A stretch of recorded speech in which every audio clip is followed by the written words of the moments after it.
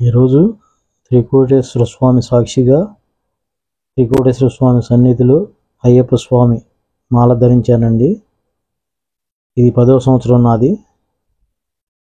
ఈరోజు ఉదయం కోటప్పకొండకు వచ్చేసాము. కొండ అంతా నిర్మలంగా ప్రశాంతంగా ఉందండి. ఎందుకంటే నిన్న దసరా చూడండి ఎంత నిర్మానుష్యంగా ఉందో.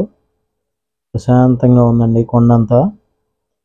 మా అదృష్టం ఏంటంటే మాకు ఎప్పుడు దొరకని త్రికోటేశ్వర స్వామి దర్శనం గర్భగుడి దగ్గర కల్లా వెళ్ళామండి. అది మా అదృష్టం. ఇన్ని సంవత్సరాలుగా ఎప్పుడు అందలేదు. ఒకసారి ఆయన్ని చూడండి, ఎక్స్క్లూజివ్ వీడియో మీకు చూపిస్తున్నాను. ఈ విధంగా ఏ రోజు ఇంతవాటికి ఎప్పుడు తీయలేకపోయాం, కానీ ఈరోజు మా అదృష్టం ఏంటంటే ఆయన్ని ఎక్స్క్లూజివ్గా తీయగలిగాను. నేను పుట్టిన కాడి ఇన్ని సంవత్సరాల్లో దర్శనం కూడా అంత దగ్గరగా చేసుకోలేకపోయాను. ఆయనకి నాకు ఒక 6 అడుగుల దూరం మాత్రమే. అంత దగ్గరికి వెళ్ళి దర్శనం చేసుకున్నామండి. అది మా అదృష్టం. ఈ రోజు నుంచి ఈ మాల విరమణ దీక్ష అయిపోయేదాకా మీకు, మన సబ్స్క్రైబర్స్కు, మన ప్రేక్షకులందరికీ ప్రతిరోజు వీలు దొరికినప్పుడల్లా ఏదో ఒక దేవాలయ దర్శనాన్ని మీకు చూపిస్తూ ఉంటానండి. నాకు వీలు కుదిరినప్పుడల్లా ఈ దీక్ష ముగిసే వరకు దేవాలయాల సందర్శన వీడియో మీకు పెడతా ఉంటానండి. స్వామియే శరణమయ్యప్ప. అందరూ ప్రోత్సహించాలి. సంవత్సరానికి ఒక్కసారైనా అయ్యప్ప స్వామి మాల అనుభవాన్ని బట్టి, వీలుని బట్టి ధరిస్తే ఆ 40 రోజులు మన మనస్సు, మన శరీరం అంతా ప్రశాంతంగా ఉంటుందండి.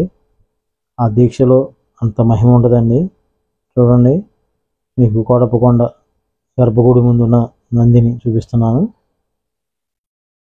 ఈరోజైతే చెప్పలేని ఆనందంగా ఉందండి.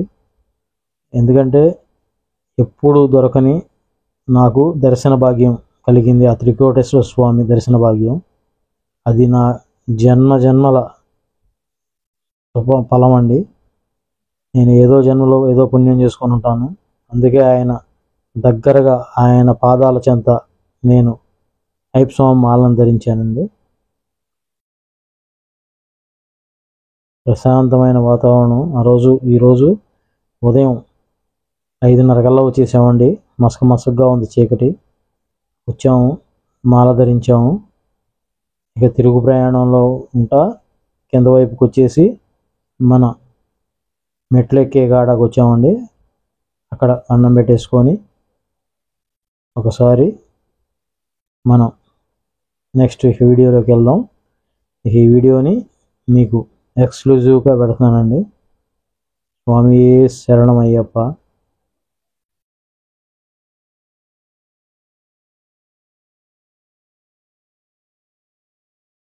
అందరూ బాగుండాలి అయ్యప్ప స్వామి దయ వల్ల.